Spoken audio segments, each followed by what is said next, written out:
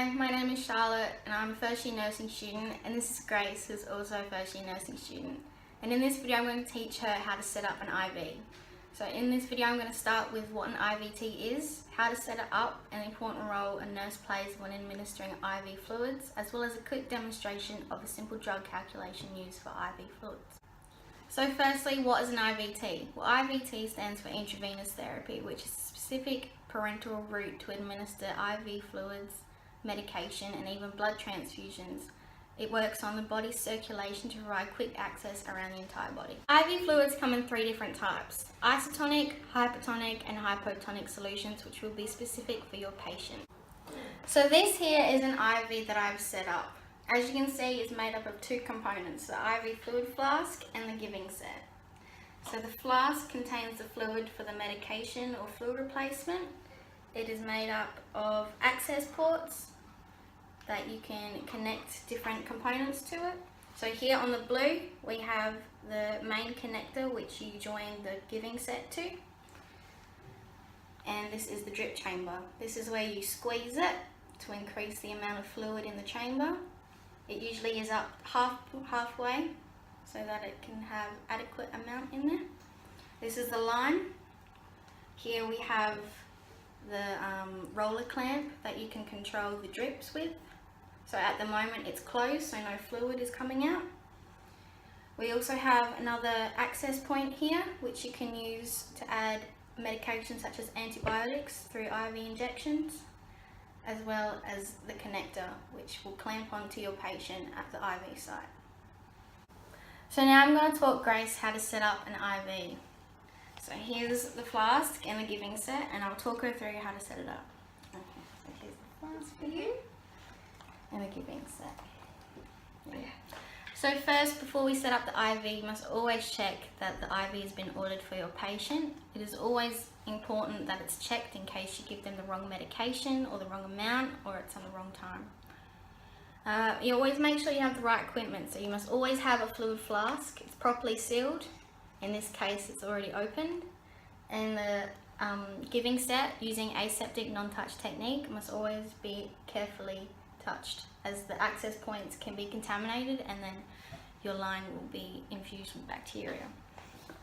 So open the giving set using aseptic, which has already been done, and then close the clamp. So the roller clamp on here, I'll hold this for you.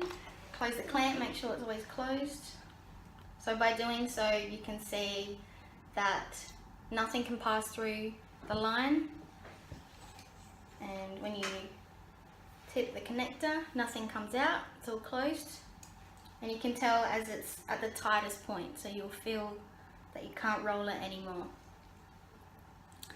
Okay, so now I'm going to get you to hang the IV. So hold this. So now I'll get Grace to put the drip chamber onto the blue access point here. So by slowly turning clockwise, she can put it in.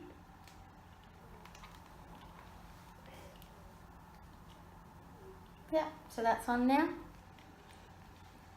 Okay, once it's attached, always double check that the roller clamp is closed to the tightest point. Yeah, and then we can turn the bag.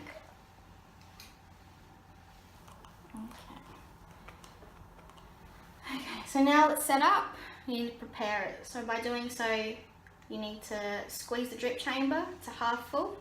So Grace will squeeze it.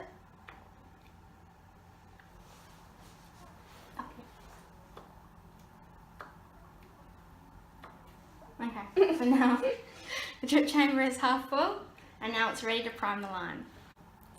Okay, so now the line is set up, we're going to prime it. So the bag is all connected and is ready for your patient. So in priming the line, we're always checking that there is no impurities in the fluid, that the line has no problems or issues in it that will affect your patient's delivery of fluid, as well as removing all the air bubbles that you find in the line. And so doing this, you just open the roller clamp a little bit and let it drain out. If there's any bubbles that get stuck, give them a little flick, and they should either go up into the clamp or through the clamp to the chamber, or they'll come out through the end on the connector. So now that the line is ready, you can now administer it to your patient. Before you do this, you must always check with the documentation from the doctor, such as the right dose, right time, and always check right patient by looking at their wrist label, and on the beds they'll have a paper up there saying their name, ID, and their date of birth, and you just ask them to state that for you before you can administer it. Once that's done, you can take the documentation that's been signed and correctly dosed and all of that for you by the doctor. You take that to the bedside with the 2 RNs. They always need to double check what you've been doing. So you take that to the bedside and perform your 6 rights. So you're looking at the right dose, right patient, right drug, right route, right time, and right documentation. These are the most important rules that every nurse needs to follow when administering drugs to your patient. Okay, so now that you've got all your documentation and your IVs ready, you must always check with the patient. So you explain your procedure to them and tell them anything that they need to know before it's done. You need to gain consent, so that can be through verbal or written. It's always important to gain consent because you can't undergo a procedure without consent from the patient. Answer any questions that they might have that they don't understand, why they're having it, what they need, all those kind of questions that the patients just need some clearance on. So now that's done, you can check the IV site on their, it will either be in the cubital fossa inside their elbow or on top of their hand where the main veins are for IV cannulation. Check for any signs of bleeding, infection, heat, irritation, any of those signs. It's always important before you attach the line that you clean the site with an alcohol swab, so you can just wipe it and wait 20 seconds before you attach this to the IV cannula in their arm. Apply PPE, so personal protective equipment such as gloves, gowns, masks, anything that they need for your protection to eliminate contamination onto you or onto the patient.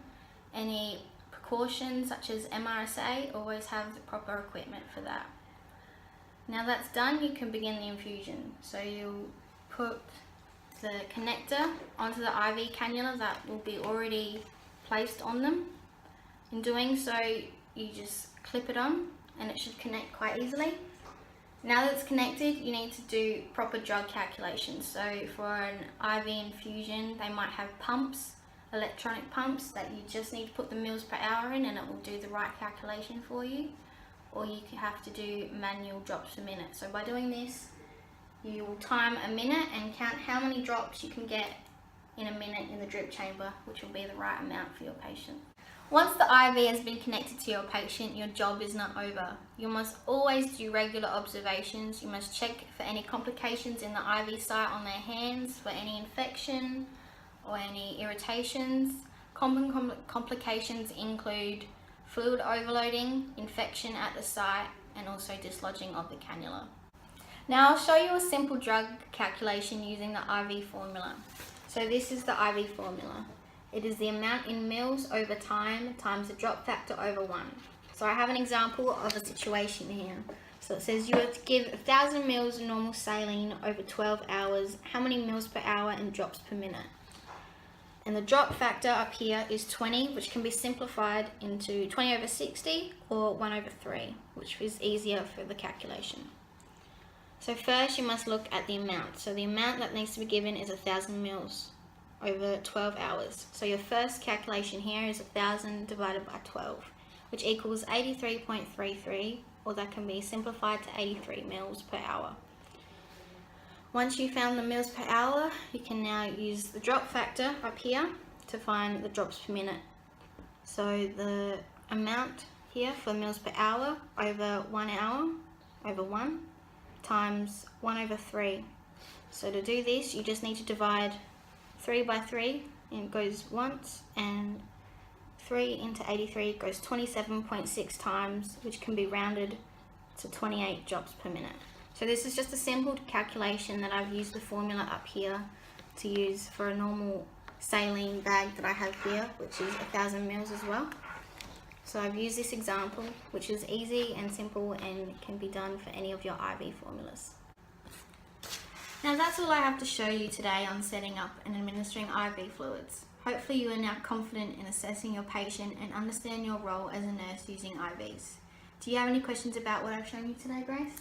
No, I think you've covered everything. Thank you. Okay, well that's all I have today, so thank you for watching.